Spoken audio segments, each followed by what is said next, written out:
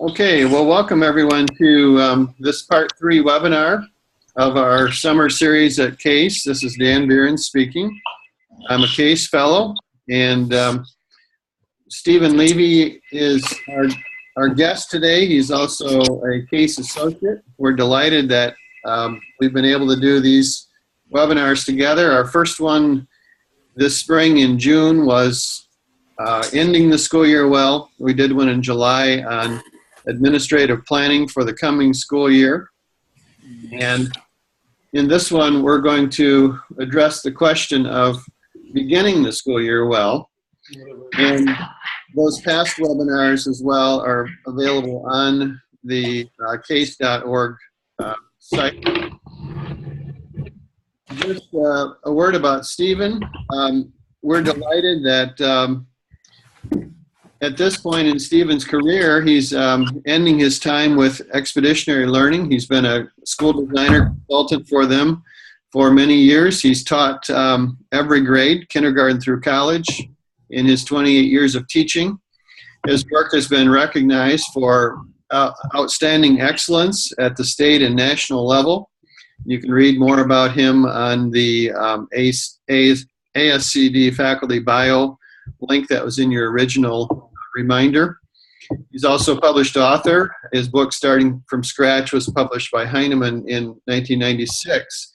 But he became a friend of mine in the past several years, and really a friend of Christian education. I highly recommend him to you. He's going to be a true asset to your school and Christian education. And so, even I don't know what I might have forgotten. Let's jump in here in just a minute.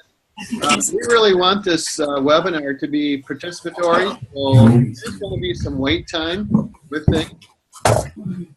And we'll try to keep the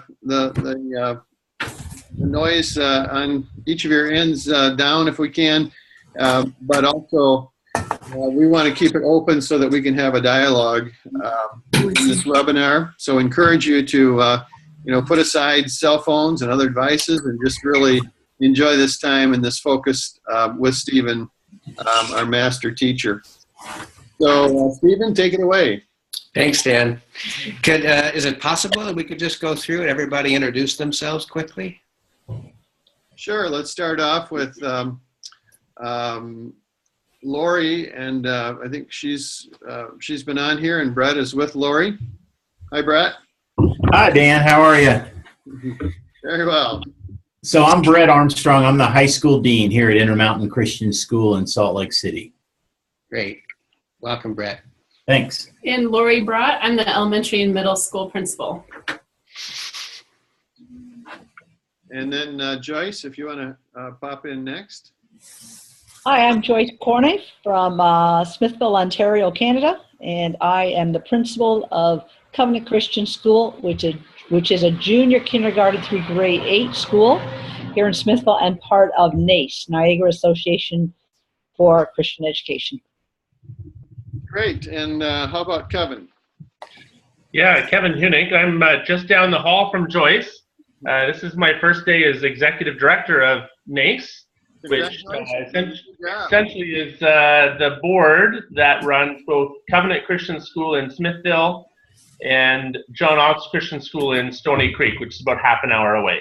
That's terrific. I saw it on LinkedIn, and wanted to congratulate you on your new job, your new assignment. Thanks, sir. Great, Kevin. Welcome. Great to have you here. And Lance, are you there? Okay, I think Lance logged in. Maybe he'll be joining us in a little bit. So anyway, Stephen, those are the folks with us today, and take it from here. Great. Thanks to you all for taking more time out of your summer as your school. Standing up above, and I'm taking a photo of my lawn. And I think I did this in about August, maybe around this time. And I have to say, if I took a picture of my lawn in May, here where I live in Lexington, Massachusetts, just outside of Boston, it would look lush and green. And every year I really try to do something to to actually make my lawn look reasonably attractive. And I would often go out and I would do the fertilizing, and I would try to do something about the weeds. And sure enough, in May, it would be beautiful. But I would always do something to shortcut the process. Maybe I would hear it's going to be raining for a week. So if I get my seed into the ground, even though it's a little bit early, that I won't have to get out there and drag the 100-foot hose all the way around to the front to water. Or I know I'm going to be traveling for a week, so if I just plant my seeds before I go travel, it's going to save me so much. So I do something to shortcut it. And so again, it will look beautiful when it begins to come up in May and June, but when the droughts of August and the shades of August come, it's not going to have the root structure to be able to sustain itself in those trials. And I used to always feel a lot like that in February as a teacher, that I'd be fighting the same battles that I fought from the first day of school that I never quite taught them how to do correctly. And so they still don't know which side to put their name on the paper for their homework. And they just so many things that were never established. So I show that just because it's about the culture that you build. And I know there's lots of pressure at the beginning of the year to get going with your content, and there's so much that we have to teach, and we can neglect creating the sort of conditions in the culture of our classrooms that's going to be sustaining and that's going to last, and in fact, in the end, is going to help to our students to grow and be nourished more fully. So I'm going to read this. So UCLA basketball coach John Wooden, at the first squad meeting each season, he had his players practice putting their socks on. He demonstrated just how to do it. I can imagine these kids from, top high school players from all over the country, in their state, they were number one, and now they get to go to UCLA, and they're going to their first practice with John Wooden, legendary coach, and the practice is about putting on your sock. He demonstrated just how to do it. He carefully rolled each sock over his toes, up his foot, around the heel, and pulled it up snug, then went back to his toes and smoothed out the material along the sock's length, making sure there were no wrinkles or creases. He had two purposes in doing this. First, wrinkles cause blisters, and blisters cost games. And second, he wanted his players to learn how crucial seemingly trivial details could be. Details create success was the creed of a coach who won 10 NCAA men's basketball championships. So I love that. And I wonder, what I wanted to ask you was, so how do you give your students or your school sort of that message? Is there anything equivalent that you do to give your students a sense of how important everything they do is when they walk in through the doors of your school?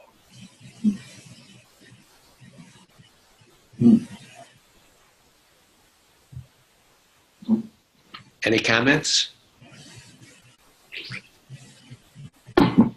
I actually like to talk about something that they've mentioned in the past. Let's say they had to go to an appointment, and when I see them, I'll ask them about what happened at that point. So just taking interest in their everyday life. Yeah.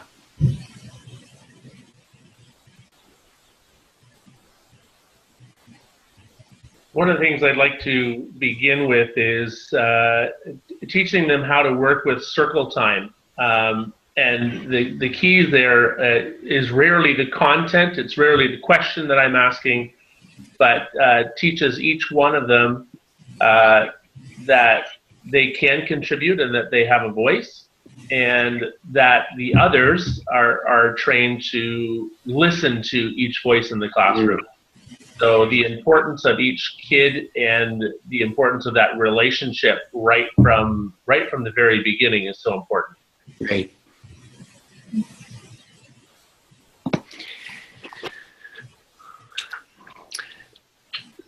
So I want to share some, well, first let me just take you through a sequence. This is one of the things I like to show kids. I've shown this to kids from kindergarten through high school. Because I think, like you said, Kevin, I think it's more common that we spend a lot of time at the beginning around issues of how we treat each other and the importance of each one of us as individuals and listening carefully to each other and a lot of the other qualities of character that we know are going to be essential for developing and building a culture of respect and of learning together. But we don't do as much around what does it mean to work in this classroom.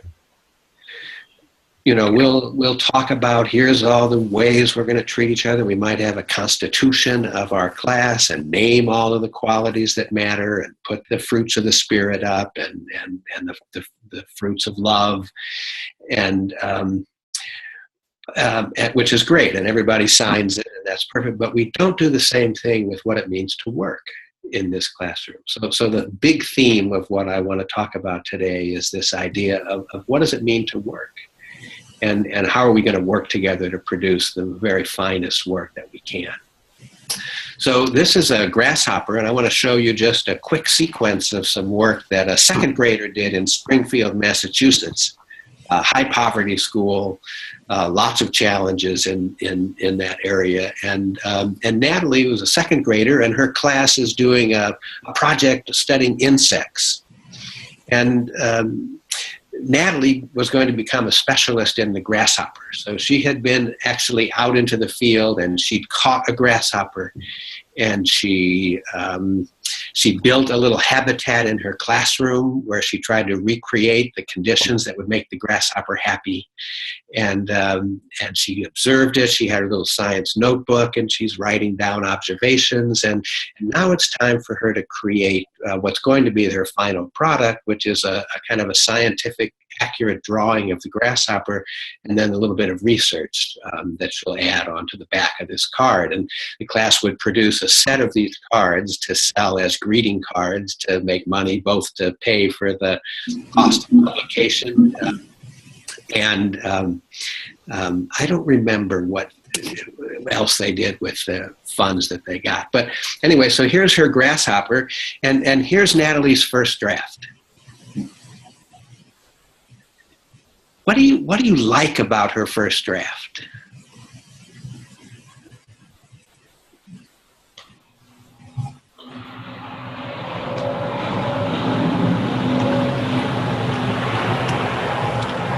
I like the fact that she's labeled what she knows, what she feels is important. Good. Natalie, we love that. It really shows you're a good scientist and you're learning the scientific vocabulary. That's a really important feature. What else do you like? I like that it's a happy insect. Natalie, it just makes us so happy to look at your grasshopper. It's just fabulous. Thank you for... Anything else?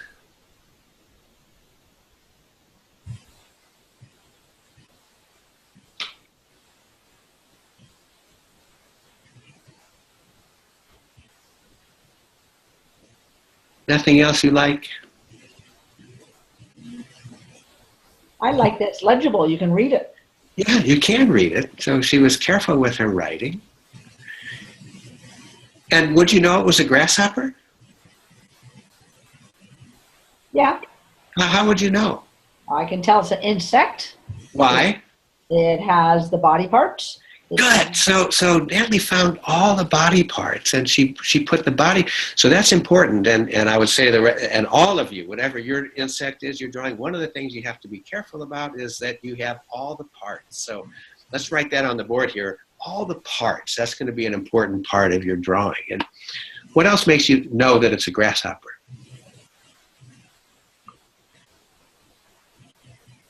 Or an insect, you said. How many legs does it have? 6 legs. And how many legs does a grasshopper have? No idea.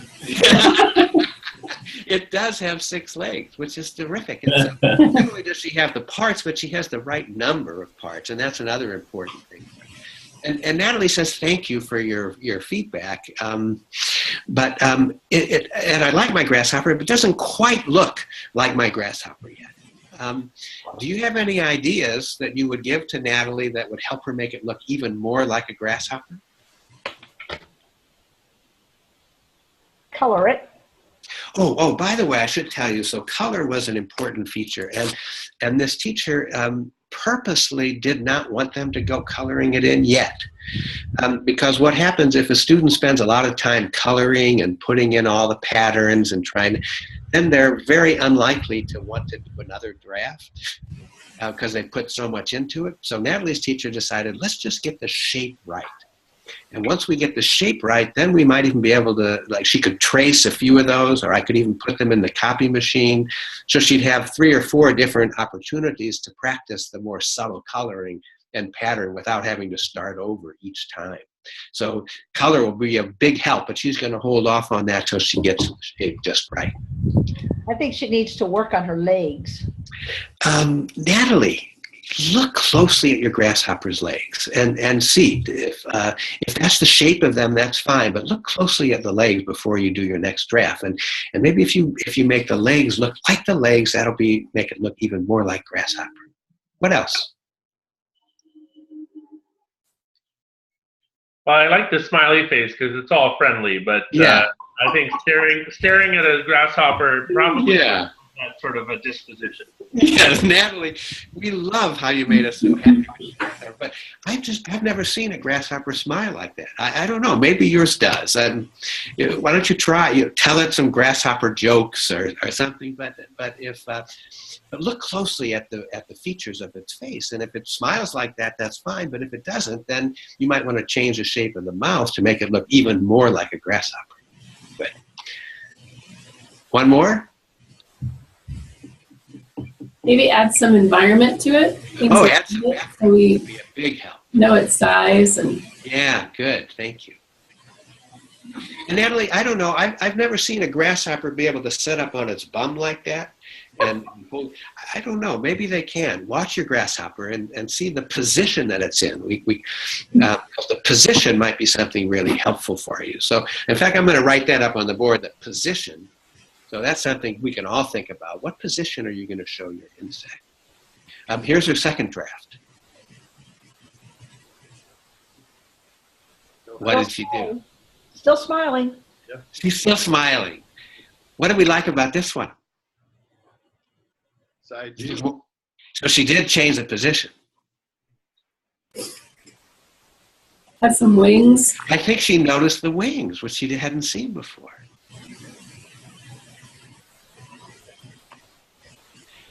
Good. So the same thing. We'd say more things, and then we'd say, so if Natalie says it's looking more like a grasshopper, but it doesn't quite look like my grasshopper yet. Is there anything, other suggestions you'd have for her to make it look even more like a grasshopper? But the face has to aim forward because we have a sideways view of the grasshopper, but yet the grasshopper is still looking. Yes. Natalie, I've just never seen a grasshopper be able to go sideways like this and then turn their head. I haven't seen that. But watch your grasshopper, and if she can do that with her head, then that's great. But if she never turns her head sideways, you might want to think about the position of her head. Good. All right. So here's her third draft. What did she do there? The legs are better proportioned. You really saw the legs, didn't she? And that's so important for the grasshopper because her back legs are so much longer because she really needs those to push off when she wants to jump so far.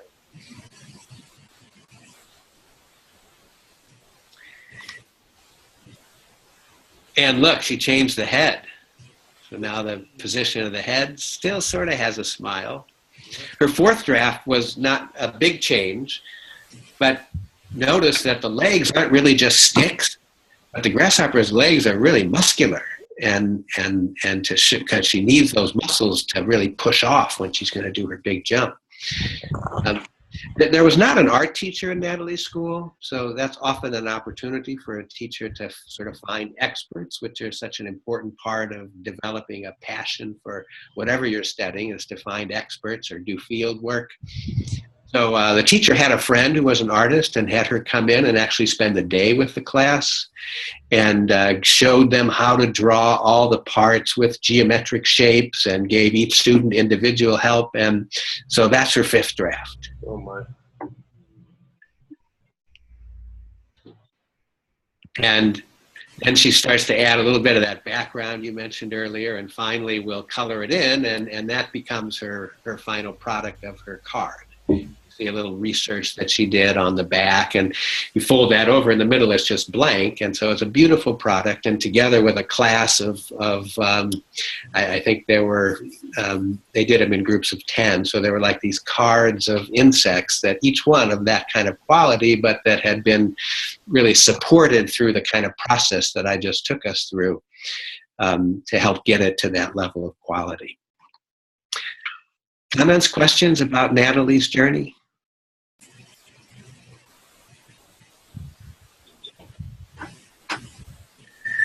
Did the information come first, second, or third? In other words, was her focus on imitating the drawing, or was it her digging deeper into information, like Beerens on their side, and then correcting her drawing, or was it a combination of the two? It was absolutely a conversion of the two, and they had 5th grade buddies who helped them, I think, do some of the research. And so it did. I mean, and many of the projects like this will have a strong writing component, a science component where we're learning science content, and then some way in which we represent what we've learned in a way that's beautiful and of high quality. Mm-hmm. So I think when I show this to kids, it's because kids don't necessarily, well, not necessarily, but they pretty much resist doing work over again. It's like a punishment if I have to do it again.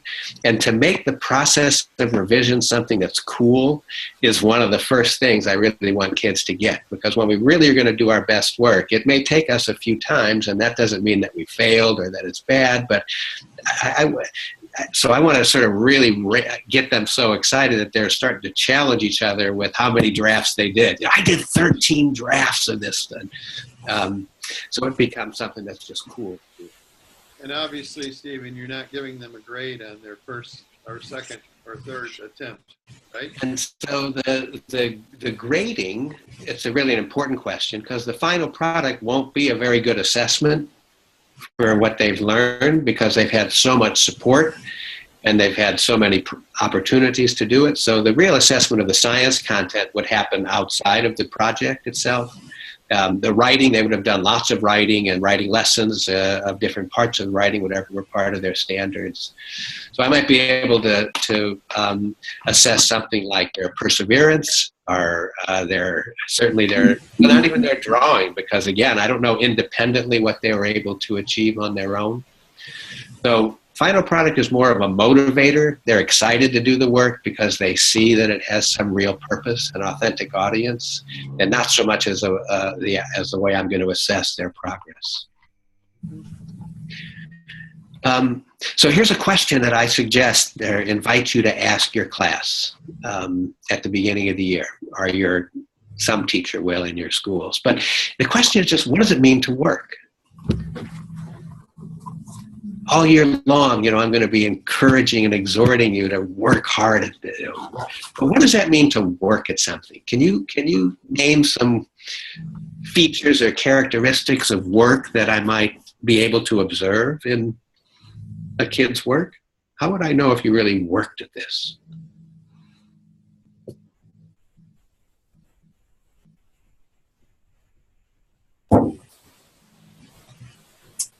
I think it means persevering, Good. giving it their best. Good. So I could tell if you persevered. There might be evidence that you even if it's a self-reflection, that this was really hard for me and here's what I did to overcome it. Or I might see if they persevered, if they showed me 3 drafts and here's how I got better each time. So perseverance is a great one. What are some other qualities of work?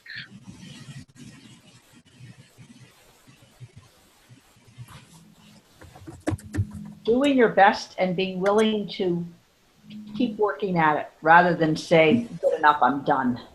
Okay, so that's related to perseverance. And again, I might see that by seeing examples of how you did it your first time and then kept working on it. And good.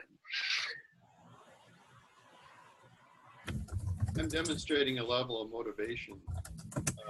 I'm working on it any spare minute I can work on it because I'm enjoying the process. Interesting. Spending a lot of time. Yeah, so the time that you spent on it would be a great indicator of, not an entire one, because I could spend a lot of time just sitting there, but yeah, the time I spent would be something that would tell you that I really worked on this. That's interesting. I don't think I've ever had as part of when they turn an assignment in to somewhere say, here's how long it took me to do this, or here's how much I worked on it. That'd be an interesting addition to an assignment.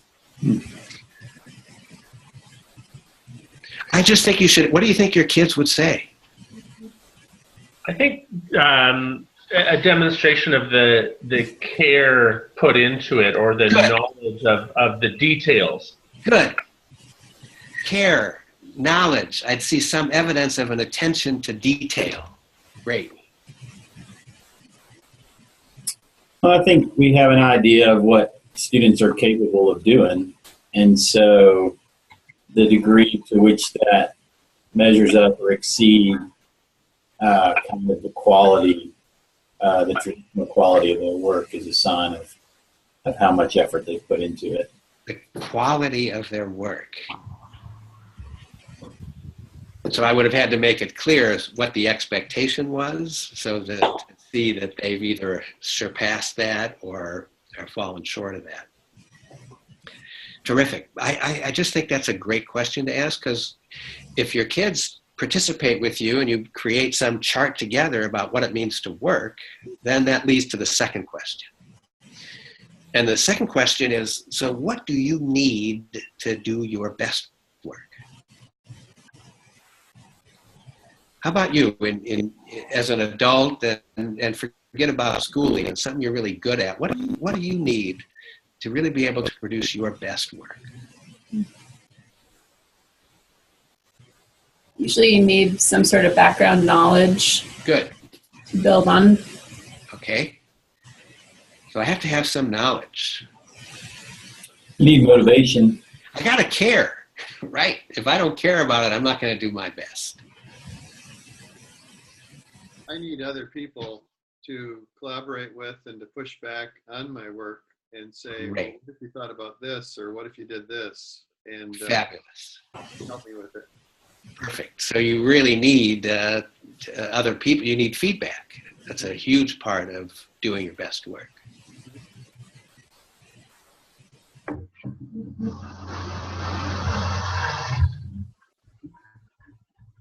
So again, I think follow up with that question, because now if your kids tell you, here's all the things I need to do my best work, and then you want to make sure, because I want to make sure that as teacher, I'm going to give you those things so that I can always expect that you're going to turn in work that looks like this, is beautiful and careful and thoughtful, and you're not going to turn in work like this, which I can't even believe you turned that in. It's just impossible.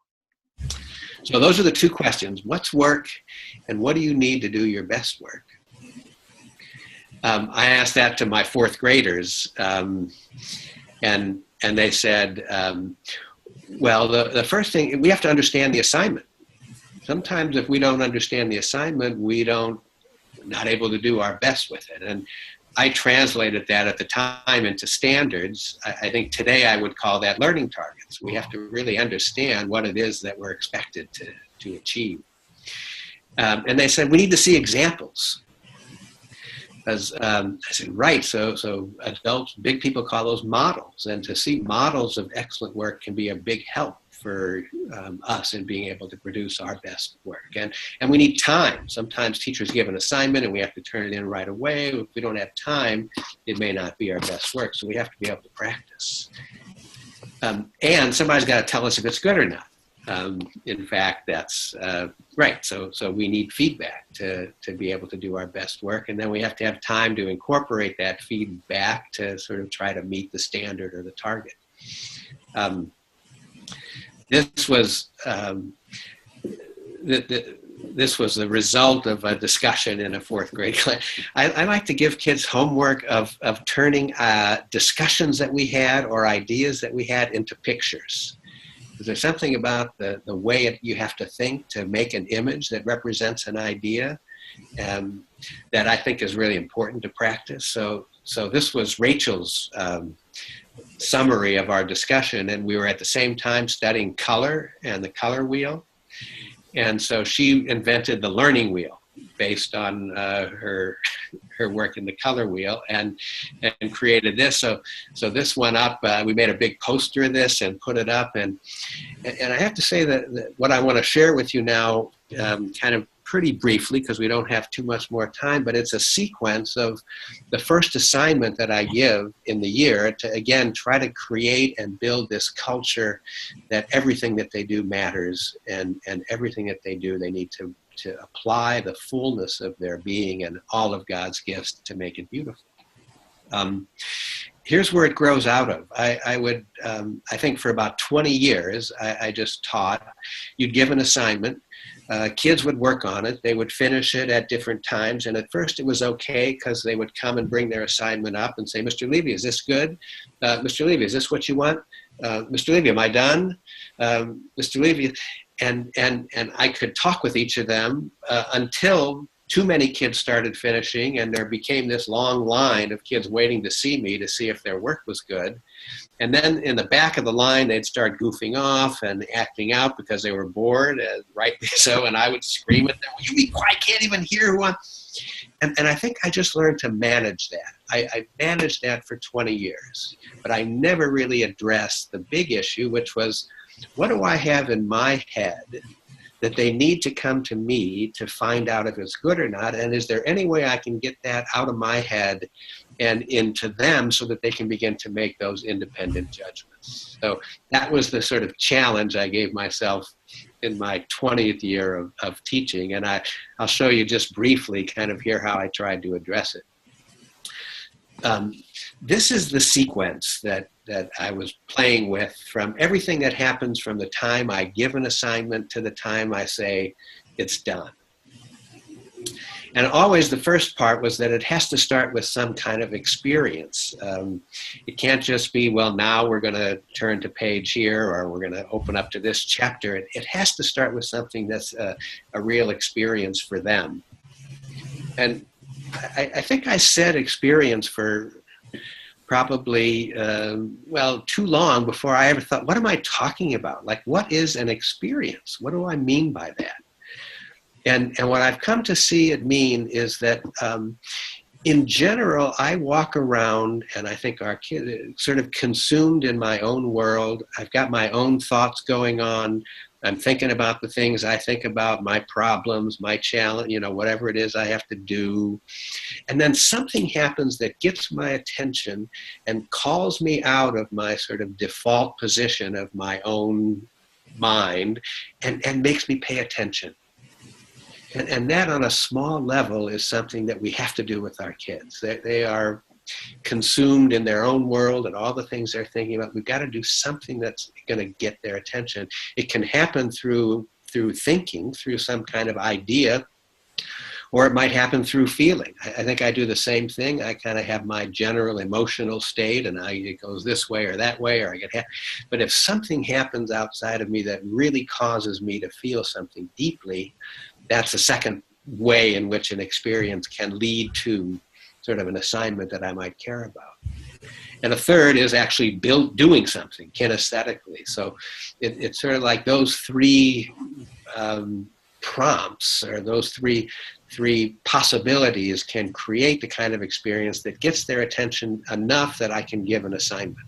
So here's my first experience. I'd say, would you look around this room? And all the forms you see, just look in your room, everything that you notice is made up of some combination of straight lines and curved lines. You realize that if you learn how to make straight lines and curved lines, you will be able to make anything. Is that true? So some of them look at me like I'm crazy, but at least I've got their attention, and others think, well, I guess that's right. I mean, and so that's going to become our first assignment. And I'm going to show you very briefly my first assignment. So my first assignment of the year is we're going to practice drawing straight lines and curved lines. And what I want to do with this is, in the same way we talked about sort of practicing how we're going to treat each other, this is going to be a scaffolding and a kind of practice of how we do work. And what I'm trying to teach is a process of, this is what work looks like in this classroom. These are the stages that it goes through. And whenever we do work together, this is what it's going to look like. So here's the assignment. They have to draw straight lines and curved lines. They don't get to erase, and they just practice. The next step is looking at their work. So now I'm going to collect 26 papers. I'm going to look at them all, and I'm going to look for particular qualities in their work that I want to highlight that are examples of some excellence, and show them to everybody so that we together begin to see and have a common picture of what excellence looks like. And again, in this very non-content based, it's just the process that I'm trying to teach. So I don't want it to be yet about reading or writing or history or something that's more complex. I will always look at my special ed kids first, just to see if there's anything they did that was worthy of notice. And often I will find something, even if it's one piece that they did that's beautiful, that because I'm always looking for opportunities to lift those kids up. So here's one. This was a special needs boy. Would you just look with me at the top row? So forget the rest of it now. Just at the top row, do you see any evidence of work in that row? All the things you said, any evidence of perseverance, of carefulness, of attention to detail, of quality, of thoughtfulness, of care? Just in those top lines, what do you see? We can see on a few of the lines, Stephen, that he's kind of gone over them once more just to make sure it's okay. I'm looking at the Good. fourth one and the third last one. Thank you. Seems to have put extra effort into those. Excellent, because they don't get to erase. So I tried to teach them, do it lightly first, and then when you sort of see it's right, then go over it and make it dark. Or you don't get to erase, so if it's not right the first time you make it, keep going over it. That's the way you can try to make it better. So those are beautiful examples. Anything else you notice that thoughtful, that shows some care? They're spaced apart almost evenly. They're not on top of each other. Beautiful. And that doesn't happen by accident. You've got to plan that carefully. That's an excellent example of work. So I'm just going to write that on the board here. Even spaces, and that's something that really all of us, when we practice this, we want to do. Let me show you another one. Again, let's just look at the top row. Any examples there or any evidence of work? Remember we talked about work.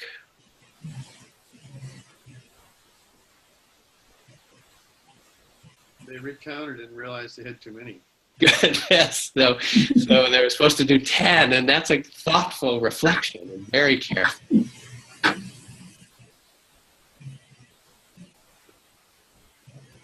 What else do you notice about those lines that you like, that took some thought or some care?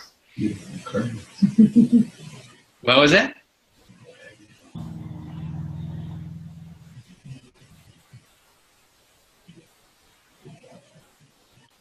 Remember that one?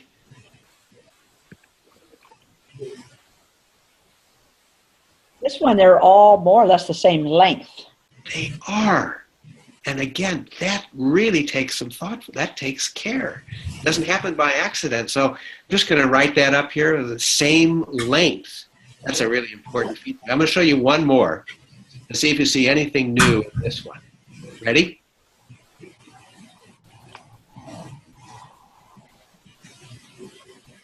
See any quality in those lines that's different from what you saw in those? They're straighter. They are straight. And what do you mean straight, by the way? They took longer to produce because in order for them not to have the bumps or, you know, they had to think about that and work carefully. I just want to name the difference between straight and no bumps, no curves. Because if I just told you, would you make them straighter, you'd say, well, they're straight.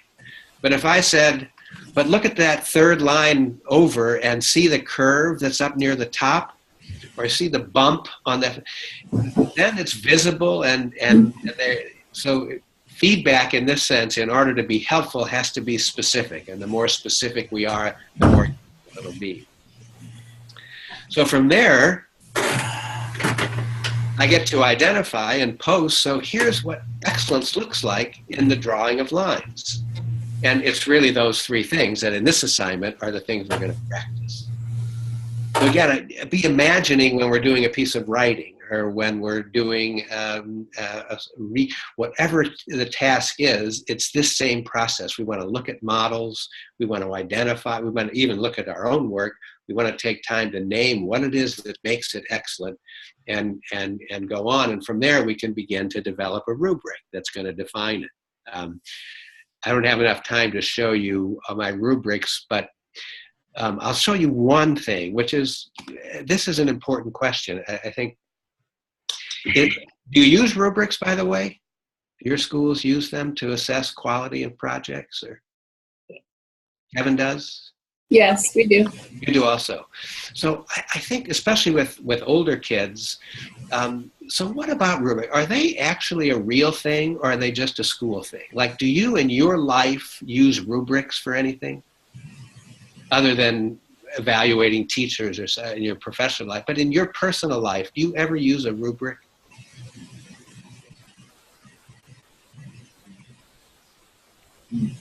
Informally in my head, I don't. You sort of have these informal. We make decisions and judgments. I think if we're looking at buying something, for example, we kind of say, here's the chart. This is what I want. What can I get? So, you know, what are the haves that I must have, and what are the non-negotiables? What are the negotiables? Good. Anybody? Exactly. So if you want, you use consumer report. So somebody has to name, you know, here's what counts in a shoe. And that's what that's what we have to do as teachers. In this assignment, here's what counts: straight lines, even spaces, and same length. How about this one?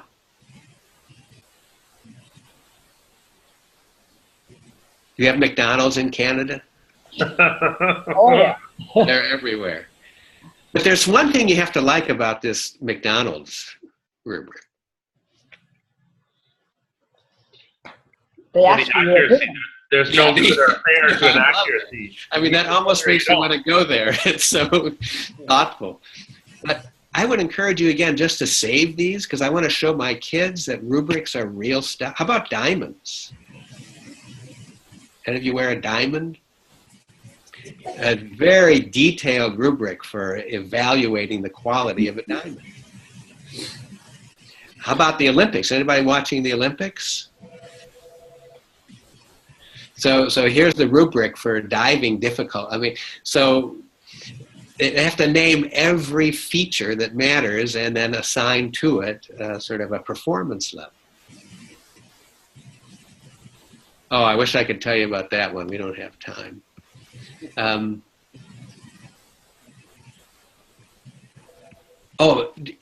have, Julie, you have, sorry, Laura, you have preschool? We do in our building, yes. Yeah. So here's a good preschool rubric before kids are reading. Now, could kids sit down after they're getting into circle and say, so how'd we do? You know, where are we on our, so it's having them begin to own more the process and rather than us doing it to them. All right, here's another one after they've cleaned up.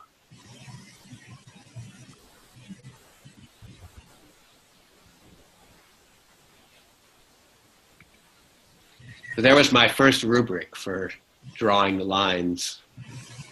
And I think that's as far as we're going to have time today, right, Dan? We're coming up to the end.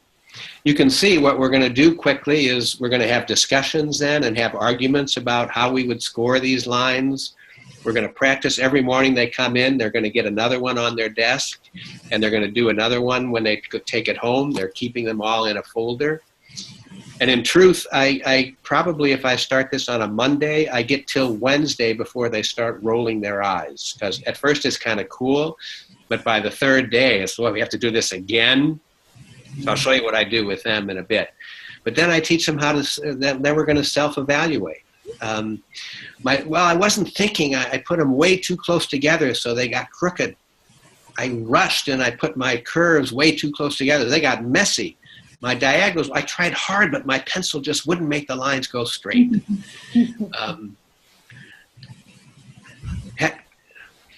So then I teach them peer critique. And all these are going to be the part of when we do work in this classroom, here's our significant work. It's not every assignment, but here's what it's going to go through. And then we learn how to carefully and create and constructively give each other critique, always saying something positive like we did about Natalie's grasshopper first, something that might be improved, being specific.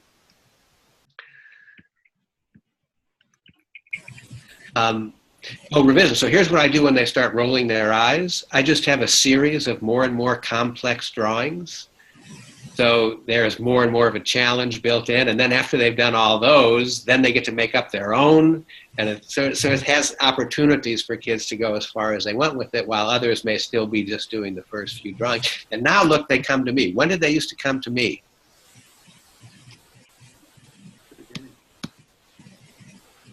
At the beginning.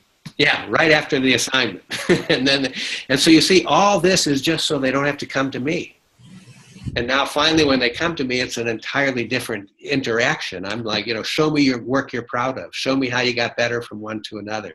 Show me your peer critique and what you did with it. In this case, their final product was, I gave them, they had to turn in 6 drawings of all the drawings, and then I gave them their assessment and a calligraphy pen.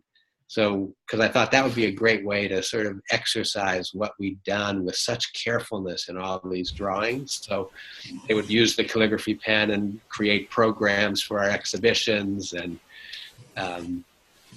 just last thing. So it doesn't have to be with lines if you're in a high school. So I did this in a middle school, and they, you know, a teacher, we're going to be doing a project on Japan. So I'm going to do that whole process with introducing how to make a Japanese character, or a math teacher with a tessellation, or one teacher did it with he was a magician, so he did it with a magic trick. So how do you do the French drop? And they had to figure out the same way. Here's the criteria, and create their rubric for it and practice. So my encouragement is find something that you go through with such depth. This whole thing took me about 2.5 weeks. And then from there, we would go on and do the same thing with a piece of writing and self-assess, and then finally we would do it for a big project. And it was how I kind of prepared kids to be able to take on with more independence and responsibility significant and deep project work. So that's probably all we have time. Maybe a couple of questions. Questions for Stephen. While you're thinking about those, one of the things that occurs to me, Stephen, is that we're well familiar in schools with saying, you know, the first week or 2 or 3 is the most important in terms of helping kids learn routines and practice things. And I'm thinking of kindergartners learning how to line up and so forth. But one of the distinctions that you've made today is that the kindergarten lining up is really done to please the teacher. And it's a control mechanism by the teacher. And while that's fine at a certain level, what you have really encouraged kids to develop today is that capacity, that internal capacity to empower themselves in the learning process, and lessons that are not only going to be helpful today, but in the future years as their students and as their adult learners, as opposed to, I want to please Mr. Levy and with that now, and I can move on to something else, and there's no transfer. Let's do that, Dan. Let's end with, so here's your assessment, participants. So what we want to do is teach our kids how to get in line. What are you going to do first?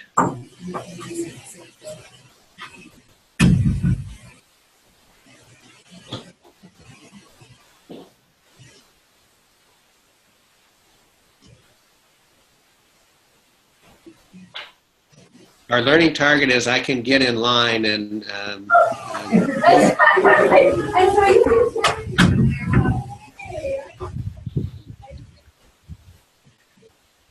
so what's the first thing you're going to do? You want to teach your kids how to get in line and move carefully down the hall, say, from one room to another.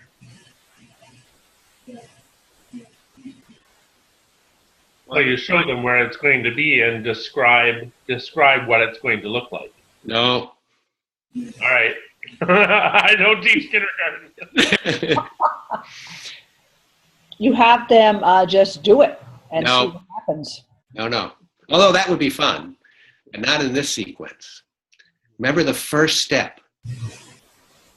Oh, that's it. So you would give them the experience of doing it themselves. Yeah, do the experience and see what happens, right? Is it chaotic? Is it, does anybody get hurt? Does anybody cry? Who's going to be first? So just have them figure out themselves and then show them, okay, now this is what a line is like. Now what's your experience, right? Nobody got hurt. There's no tears. Good. I like that. There's just one previous step that I would suggest, that getting in line has to become cool. Like, it can't just be the teacher nagging at them, which is what often it sounds like to them. So how are you going to make getting in line cool? What image can you show them of a line or people moving in a line that's like, oh, I want to be like that? Show them the great big grade 8 kids doing it properly. Or you could show them good. That would be fabulous. Where else are lines just really cool? Maybe military marching, Good. marching bands. Good. I want to show them marching bands. I think Canada geese flying. They Right. lines on nature. Good. Show them in nature. So this is the step that we often don't do, but I think that's the one where they have this real experience of something that's different than their teacher nagging at them. Even if we're very rational and we give all the good reasons about safety and respecting other people to be in line, it still isn't cool. But when I show them a marching band, or I show them something in nature that just becomes, I want to be like that. And then I think we can begin to go through the process. So don't forget that part. Thank you, Stephen. Thank you to all of you for attending today. And we're going to wrap up this session. It is going to be available online, so if you want to pass it on to someone. I do apologize in advance. The first minute or so are cut off. I started the recording and then I must have had a internet glitch or something, and I noticed that the recording button wasn't on. So it does start right in with Stephen, but we'll work to see if we can fix that as well. Thanks for attending, and blessings on your school year start this year. Thanks again to Stephen, and we'll conclude this session today. Take care, everybody. Thanks, everybody. Thank you. Okay, thank you. Bye-bye.